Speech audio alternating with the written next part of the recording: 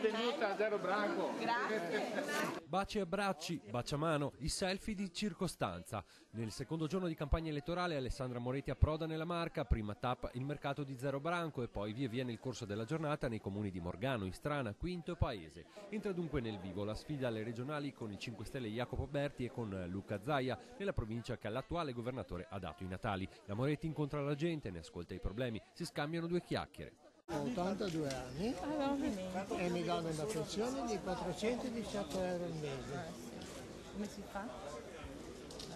Adesso devo chiedere se lei mi fa un bonifico. Io prendo 1000 euro al mese, possibile che pago 500 per tutto e non si riesce a levare il fine mese. Parlo per me che lavoro tutti i giorni e un povero pensionato cosa Come fa? fa? Senti, ma il radicchio qua, com'è andato quest'anno? Insomma, perché non si sta freddo. Ci voleva il freddo.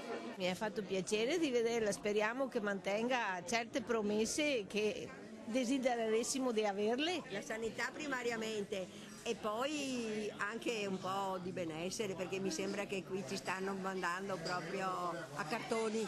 Se va su alla Moretti speriamo che si comporti come Zaia, perché è una persona seria ci vuole. E proprio a Luca Zaia la Moretti non risparmia la prima stoccata. Hanno sentito in questi anni troppa propaganda finalizzata solo a raccogliere briciole di consenso. Oggi il cittadino vuole che la politica faccia le cose. E sulla mannaia dei tagli che si abbatterà sulla sanità denunciata da Zaia, così risponde la Moretti.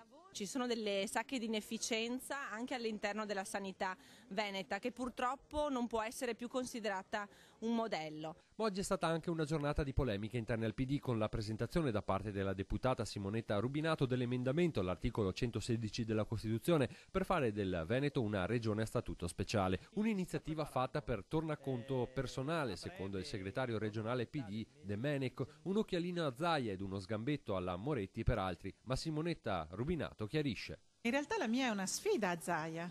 Zaia ci chiede di sostenere degli emendamenti della Lega quando in questi anni, in questi 5 anni di mandato in Regione, non ha mai attivato il percorso, la procedura che già oggi è possibile per ottenere più autonomia per il Veneto. Poi arriva la risposta della Moretti e il clima sembra rasserenarsi. Per la candidata non è tabù parlare di un Veneto a statuto speciale. Per il Veneto, conclude Moretti, sarebbe importante riuscire a trattenere tributi come Trentino e Friuli ed avere più competenze.